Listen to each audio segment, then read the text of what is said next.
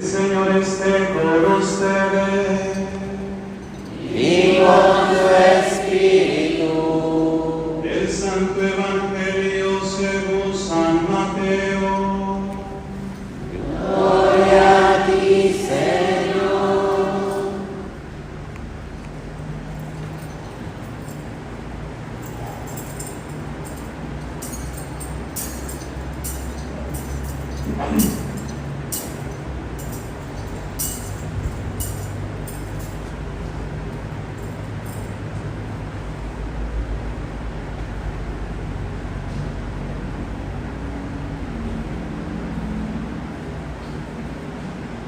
En aquel tiempo Jesús exclamó: Te doy gracias, Padre, Señor del cielo y de la tierra, porque has escondido estas cosas a los sabios y entendidos, y las has revelado a la gente sencilla. Gracias, Padre, porque así te ha parecido bien. El Padre ha puesto todas las cosas en mis manos. Nadie conoce al Hijo sino el Padre, y nadie conoce al Padre sino el Hijo, y aquel a quien el Hijo se lo quiera revelar. Vengan a mí, todos los que están fatigados y agobiados por la carga, y yo los aliviaré. Tomen mi yugo sobre ustedes y aprendan de mí, que soy manso y humilde de corazón, y encontrarán descanso, porque mi yugo es suave y mi carga ligera. Palabra del Señor. Gloria a ti, Señor Jesús.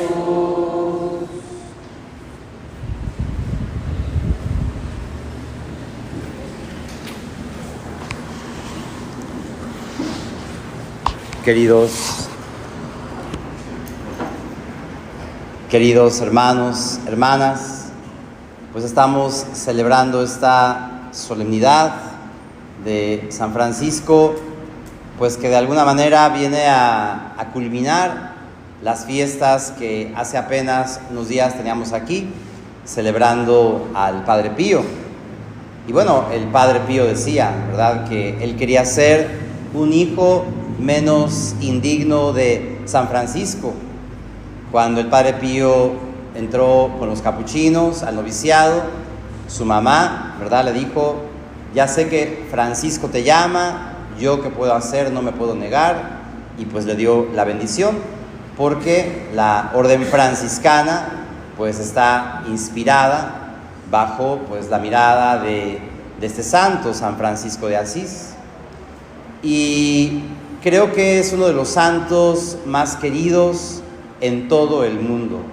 De hecho, se han hecho películas, libros, hasta temas políticos, porque Francisco, pues ciertamente con su vida evangélica, pues como que transformó la sociedad de su tiempo. Le llamaron el otro Cristo, el Alter Christus, ¿verdad? Así fue nombrado Francisco, y a los solamente 2 años de su muerte, Francisco fue ya elevado a los altares, ¿no?, como San Francisco de Asís. ¿Y por qué será tan popular, tan querido, tan conocido Francisco, que pasan los años y sigue dando un mensaje?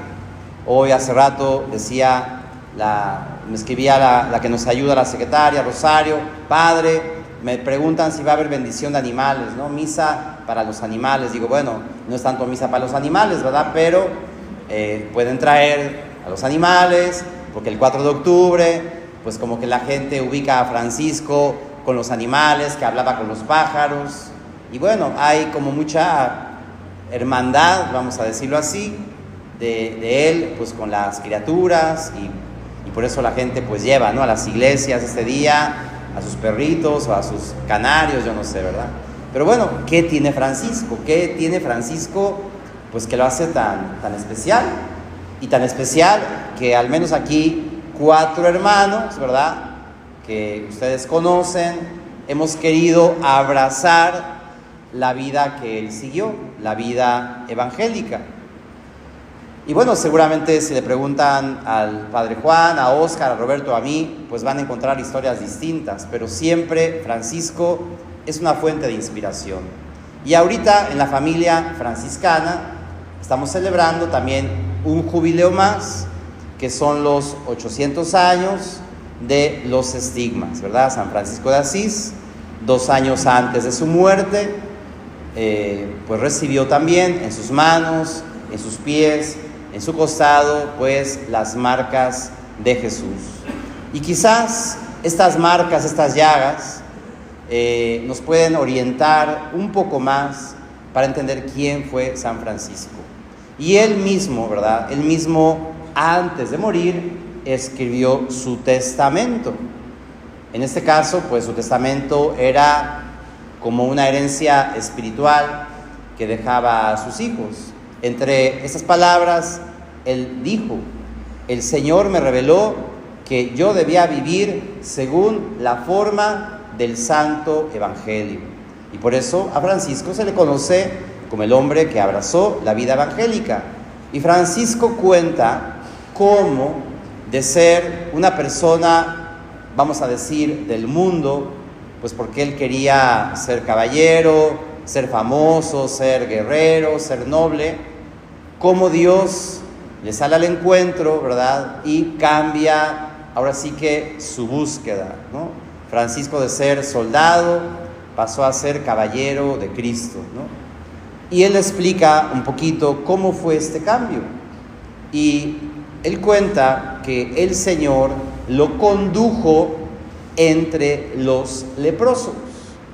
Los leprosos, pues eran los enfermos de esa época, una enfermedad terrible a la que Francisco rehuía, ¿no? Es decir, por el mal aspecto, por el olor, como sea, una enfermedad bastante difícil.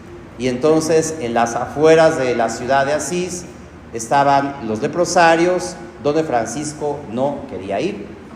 Y él dice que fue Dios, fue el Señor quien lo llevó hacia los leprosos. Y ahí ocurrió el milagro de la conversión de Francisco. ¿Cuál fue ese milagro? Él lo dice: y practiqué con ellos la misericordia, ¿no? Esta palabra del testamento es muy importante para saber quién es San Francisco de Asís. Y practiqué con ellos la misericordia. Y él mismo cuenta: y lo que me parecía amargo se me convirtió en dulzura de alma y cuerpo. Interesante. No solamente Francisco está hablando de una experiencia, vamos a decirlo, espiritual, sino también corporal, ¿verdad? Corporal. Ayer alguien me preguntaba: ¿y cuando uno resucita, cómo resucita? Bueno, la persona tiene un cuerpo, es una característica de la persona, con un cuerpo, somos cuerpo. Y Francisco dice que cuando practicó la misericordia con los leprosos, lo que era amargo se le convirtió en dulzura de alma y cuerpo. Y hay un aspecto ahí que nos da una clave de Francisco. Francisco es el hombre de la dulzura o el hombre de la ternura. ¿Pero por qué? Porque también Dios lo visitó con su ternura. Dios lo visitó con su ternura, con su dulzura, a través del leproso, a través del crucificado, que no solamente veía en un momento de oración y contemplación, sino que lo podía ver concretamente en carne, en ese enfermo tirado.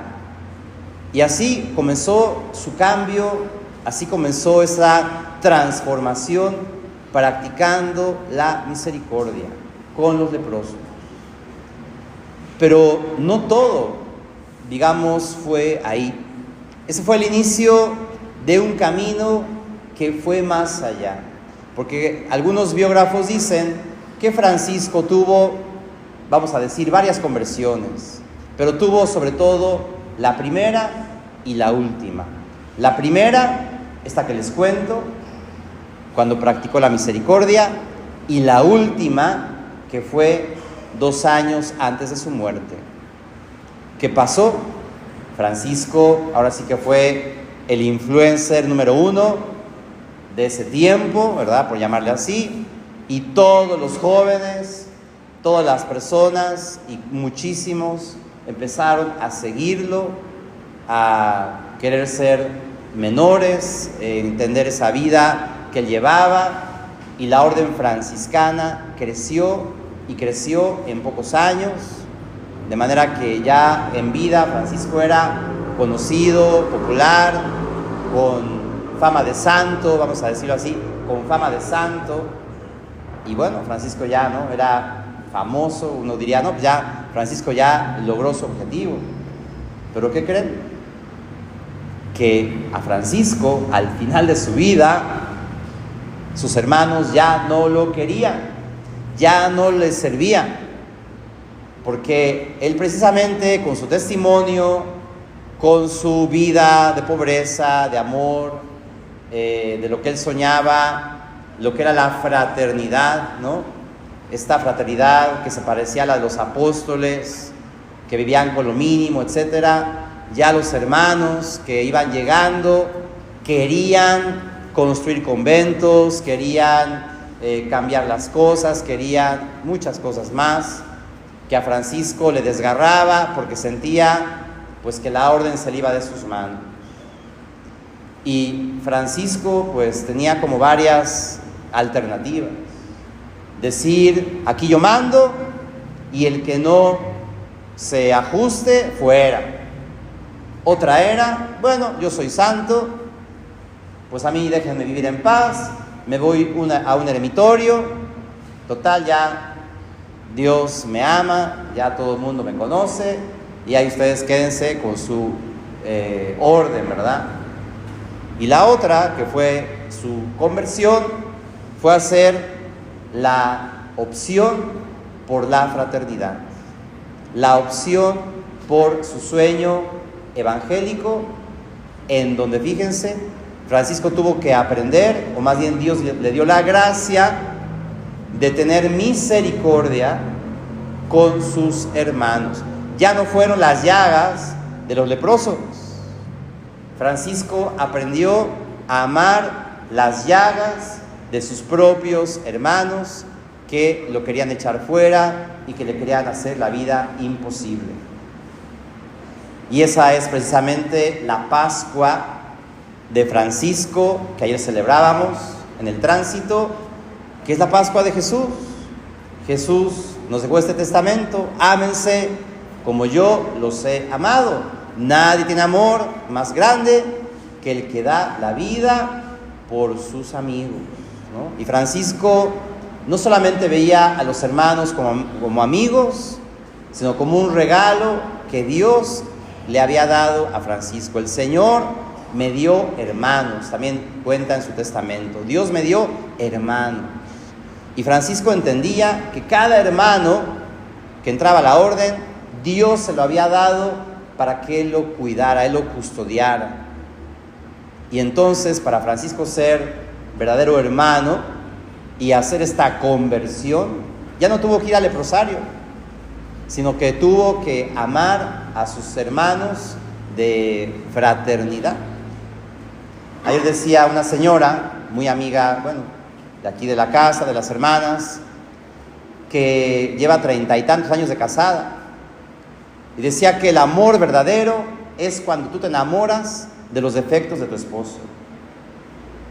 Y podríamos decir también que los hermanos capuchinos, ¿verdad?, somos hermanos cuando amamos las heridas, las llagas del otro. Porque cuando vivimos juntos, pues como dice el dicho, ¿verdad?, quieres conocer a Inés, vive con ella un mes, ¿no? Entonces, pues así en la iglesia todos nos vemos muy bonitos, muy sonrientes, muy amables, pero ya vivir juntos, ya aprender a conocernos, es empezar a conocer las limitaciones del otro. Y el amor está cuando doy ese paso. No te amo por lo que me gusta, sino que empiezo a amar lo que no me gusta de ti.